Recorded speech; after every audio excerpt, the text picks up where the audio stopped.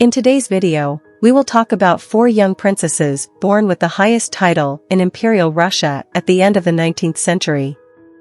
They were girls aged between 17 and 22 who, despite being born Grand Duchesses, Imperial Highnesses, and living surrounded by luxury and wealth, led simple lives. They did not attend university and had little knowledge of money, something unimaginable for any modern princess. They were brutally murdered, along with their family, solely because of the social position they held, becoming victims of the revolution and the turbulent political transition of a country that decided there was no longer a place for the Romanov dynasty, to which they belonged. Whenever we think of a princess, we imagine a beautiful, prepared young woman with a romantic ending, but sometimes reality is very different. In this video, we will learn a little more about the lives of 4 beautiful princesses: Olga, Tatiana, Maria, and Anastasia. For intelligent young women with a promising future, who were the daughters of the last Tsar of Russia, Nicholas II, and Tsarina Alexandra Fyodorovna.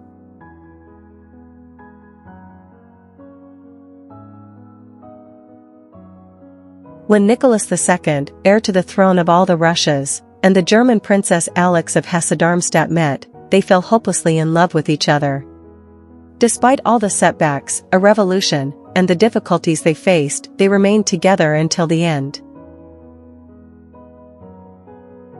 In November 1894, they were married in a low-key ceremony due to the sudden death of Tsar Alexander III.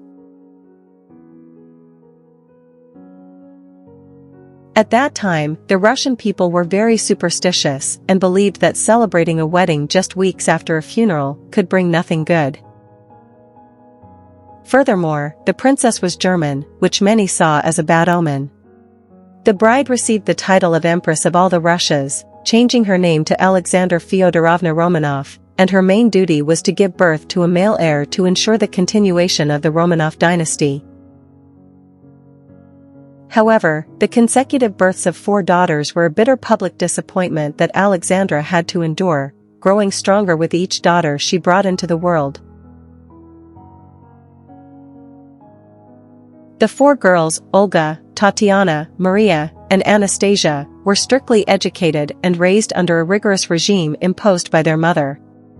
They spoke French, Russian with their father, and English with their mother. They even signed letters using the acronym TMA, a reference to the initials of their names. Under this regime, which hardly reflected the pomp of their status as imperial grand duchesses, the princesses slept on camp beds without pillows, wore simple clothes, took cold baths every morning, and personally took care of cleaning their rooms. In the palace, the servants addressed them by their first names, and they played with simple toys. Alexandra rigorously supervised her daughters' daily activities, ensuring they were never idle. As they grew, their dolls were replaced by sewing, embroidery, and books. Despite being the Tsar's daughters, they were never spoiled. Due to their mother's overprotectiveness, they knew very few people outside the family circle and were almost always together. Initially, the Empress herself handled her daughters' education, but in time, she hired tutors who came to the palace to continue the girls' instruction. Despite the discipline, the princesses grew up in a loving and close-knit family environment, where generosity and respect for others were strongly encouraged. Alexandra referred to her daughters as 2 groups: the big pair, consisting of the older sisters Olga and Tatiana, and the little pair, formed by the younger Maria and Anastasia. They adored their country and, contrary to royal traditions, decided they wanted to stay in Russia and not marry foreign princes, which made it difficult to find suitable suitors. Even so, Nicholas and Alexandra, who had married for love, wished the same for their daughters and agreed that none of them would be forced into a marriage of convenience.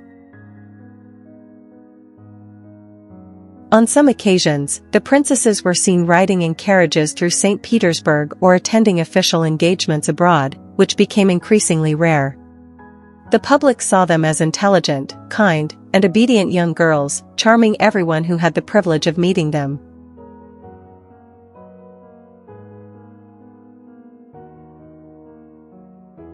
Olga was born on November 15, 1895, and it was a complicated birth due to the size of the baby, who weighed over 4 kilos at birth. Alexandra decided to breastfeed her daughter herself, a decision that shocked the court since at that time it was believed that an empress had much more important duties. Olga's godmother was none other than her great-grandmother and sovereign of England, Queen Victoria. Olga was naturally caring and the most intelligent and sensitive of her siblings. As a child, she showed a difficult temperament, being disobedient and talkative. During her teenage years, she had many disagreements and arguments with her mother, but she adored her father. She loved poetry, music, and was an excellent pianist. As she grew, she became a beautiful woman and was very dreamy. In her diaries, we can read the words of a very emotional young woman, especially in 1913, when she fell in love with Officer Pavel Voronov. Unfortunately, it was an impossible love due to the great social difference between them, and when Olga's parents learned of this, they arranged for the officer to marry a lady-in-waiting. Olga sadly attended the wedding. Olga fell in love easily, and always with men she knew she could not marry, which caused her many internal conflicts. At times, she would take out her bad mood on her younger siblings. She felt overwhelmed by the responsibility of being the eldest sister and always having to set an example. She volunteered as a nurse with the Red Cross alongside her mother and her sister Tatiana, and as a young woman with few friends, she enjoyed making new ones with the other nurses. Olga always showed great concern and compassion for the wounded soldiers, and the stress of caring for so many mutilated men negatively affected the sensitive Duchess, leading her to suffer frequent depressive episodes, which worsened during the family's captivity. According to the guards working at Ipatiev House, where the family was confined, Olga became so thin that she was nothing but skin and bones. Due to her sensitive and reflective nature, she was always aware, from beginning to end, of the great danger she and her family were facing.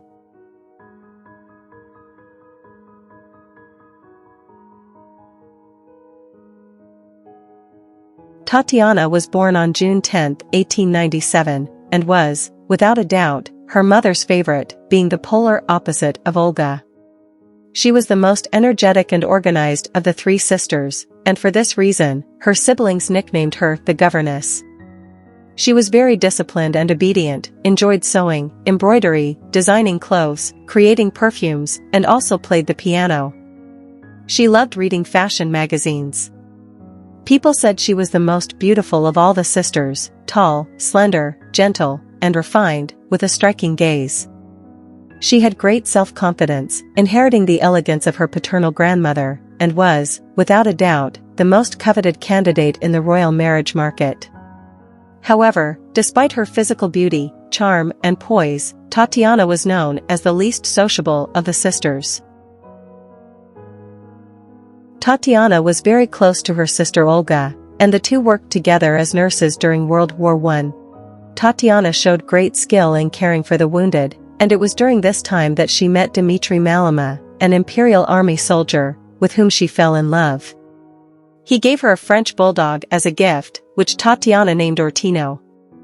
The dog accompanied her into exile.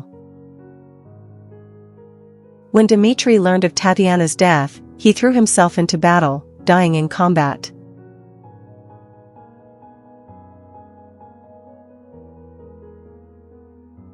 The third of the sisters, Maria, was born on June 26, 1899, and unlike her sisters, she was of strong and robust build. She was a simple, adorable, sweet, and friendly girl.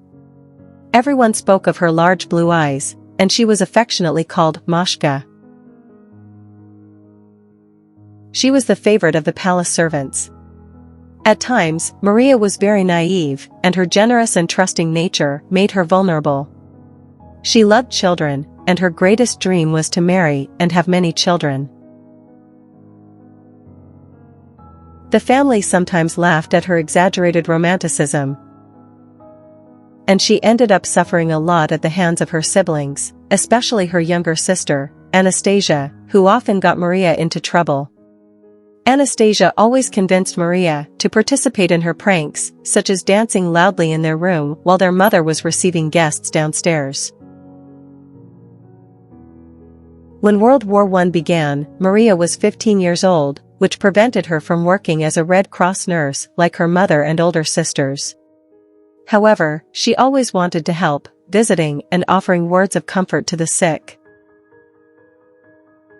On many occasions, Maria would read to the illiterate and teach them to read, always alongside her sister Anastasia. They loved hearing the soldiers' stories and always asked what the outside world was like, a world they knew almost nothing about. Maria fell in love with an army officer named Nikolai Dmitrievich Demenkov, whom she met during a trip to Romania. In the letters she sent to her father, she always asked about him and even signed some of them as Mrs. Demenkov. However, they only saw each other during that trip and never had contact again. While the family was in captivity, Maria was very kind and friendly with the guards, something her mother often scolded her for. On her 19th birthday, Maria was caught in a compromising situation with one of the guards. No one knows for sure what happened that day.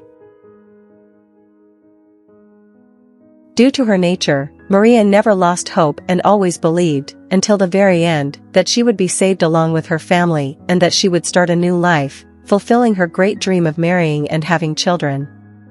Unfortunately, that dream never came true.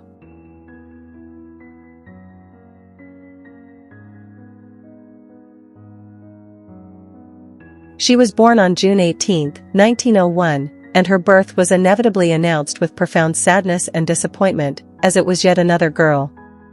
The continuous lack of a male heir brought the Russian Empire to the brink of a succession crisis and led to all kinds of superstitious talk among the peasants, who spoke of a curse on the Romanovs. It is said that when Tsar Nicholas learned that it was another girl, he had to walk around the palace to control his anxiety and worry before seeing the mother and the child. As a father, he was very happy about the birth of the baby. He was a very loving father and adored his daughters, but as an emperor, he knew a storm was coming. That is exactly how Anastasia behaved, like an uncontrollable force. Anastasia was mischievous and messy, demanding absolute attention, and in return, she was very playful and funny. She loved to make everyone laugh. Anastasia used to mimic the ministers who visited her father in front of everyone. She was a rebellious child and, when she didn't want to attend classes, she would climb trees and refuse to come down. She smeared herself with chocolate that she grabbed with her hands, dirtying her white gloves and clothes without any concern. She truly had the gift of acting and always expressed her desire to be a great actress.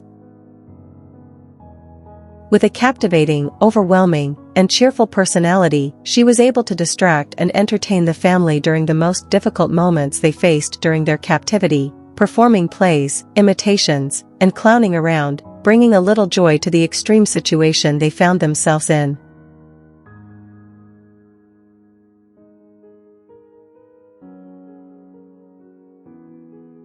The birth of the couple's fifth child, who was named Alexey Romanov, on August 12, 1904, brought immense joy.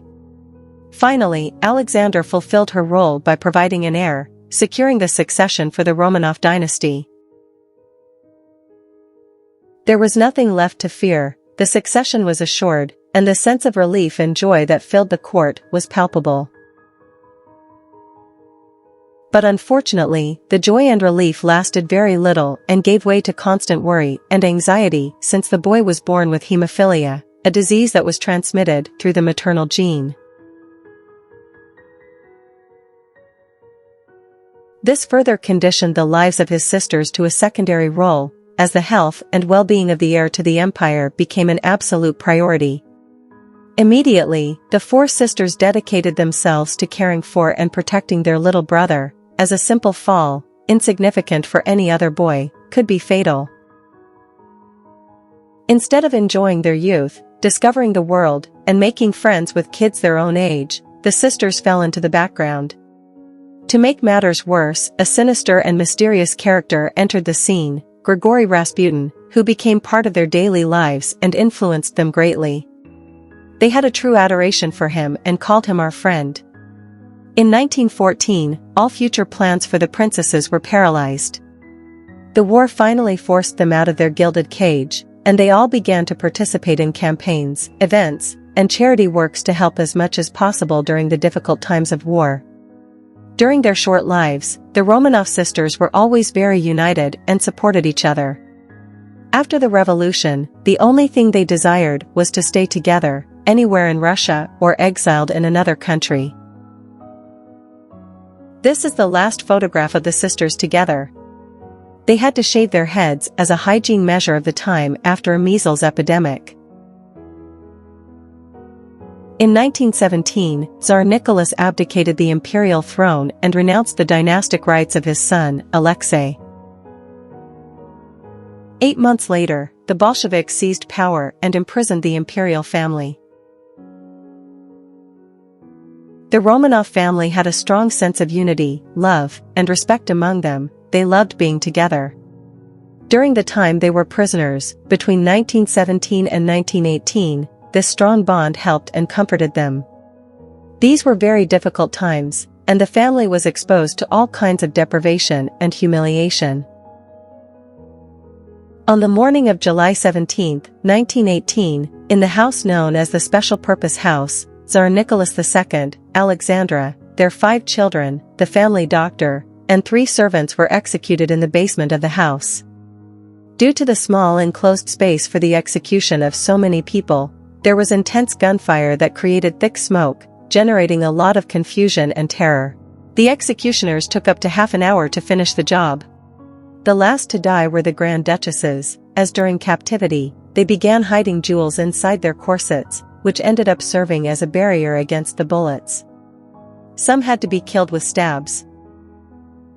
At the time of the massacre, the Tsar was 50 years old, the Tsarina was 46, Olga was 22, Tatiana was 21, Maria was 19, Anastasia was 17, and Alexey was 13. The corpses were taken to the woods, and before they were buried, they attempted to incinerate them and burn them with acid. After this horrible outcome that the imperial family suffered, many stories and legends were told about that sad morning. Due to the difficulty in finding all the bodies of the family, several young women came forward claiming to be one of the Grand Duchesses who had escaped the massacre, helped by some soldier. The most famous of them was Anna Anderson, who spent her entire life claiming she was Anastasia. This story gained so much traction that the name Anastasia became famous and stirred popular imagination, giving rise to tales, novels, and films. Finally, all the bodies were found, and in the early 1990s, they were identified through DNA, proving that, unfortunately, Anastasia and her 3 sisters were brutally murdered, and all hopes, projects, and dreams were buried with them.